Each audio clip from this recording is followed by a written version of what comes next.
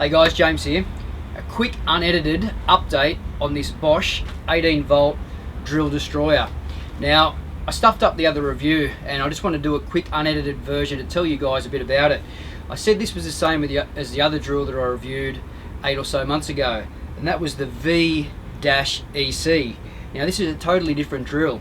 It is actually the VE-EC, which I got the product number right on the drill, but I shouldn't have compared it to the other one because they are two totally different drills. And I feel like I'll probably rush through that review a little bit. I've been using this for probably about a month or so on site. It's a great little drill. I had some good footage of this, putting up some beams over steel bulkheads, you know, mixing up some mud, all other sort of things with it. But I stuffed up and I deleted that footage along with another drill that I'm reviewing. So my bad. I should have taken the time, refilmed it, and just shown it in action. But some of the things that I think I missed out on were, it is a bigger capacity drill than the other one.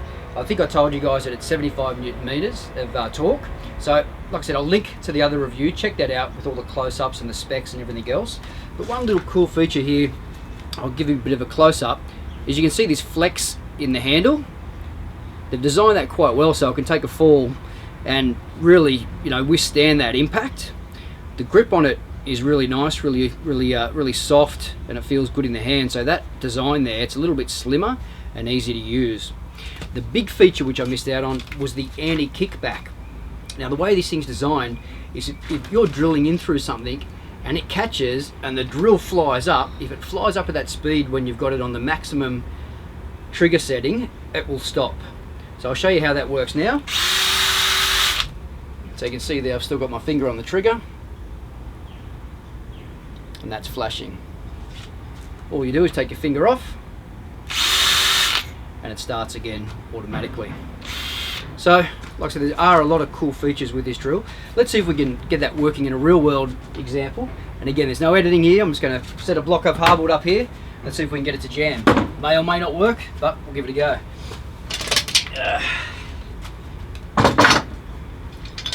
Feel free to skip ahead if this is the boring part.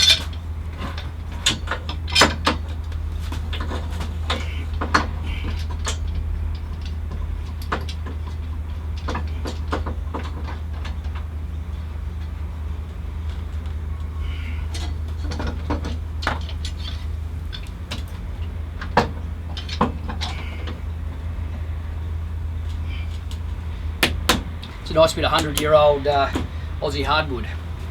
Let's see if I can find a sharp enough bit. Pop a 13mm in. It's about up to the size of this chuck anyway, so it's a good test for it. Alright, here goes nothing.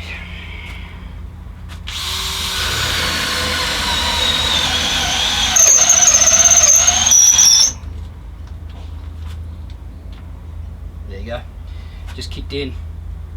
Now that should start back up, but this is probably where it would kick again if it's in and you pull the trigger accidentally.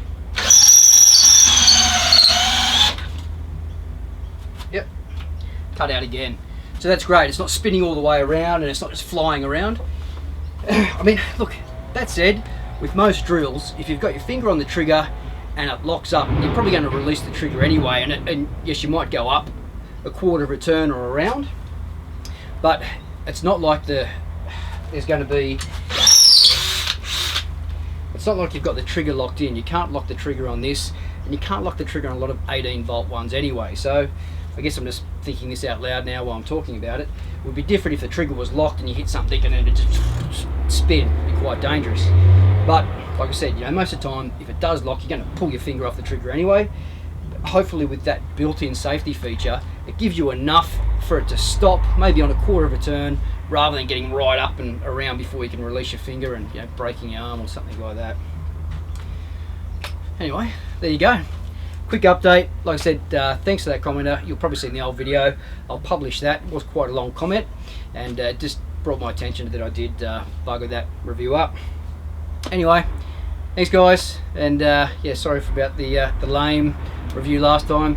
Hopefully it shows you a little bit more about the drill capabilities, and just check out on Instagram. I'll post some more pictures and some videos of the drill being used, and you're going to see what capabilities it's got. Trade quality. you're thinking about getting one, I've got no hesitations in recommending it. And I wasn't asked to say this by Bosch, by the way. Like I said, it's just my community, one of my commenters, and I like to try and do the right thing by you guys if you're trying to make a decision on what drill to buy. Alright, cheers guys, take it easy.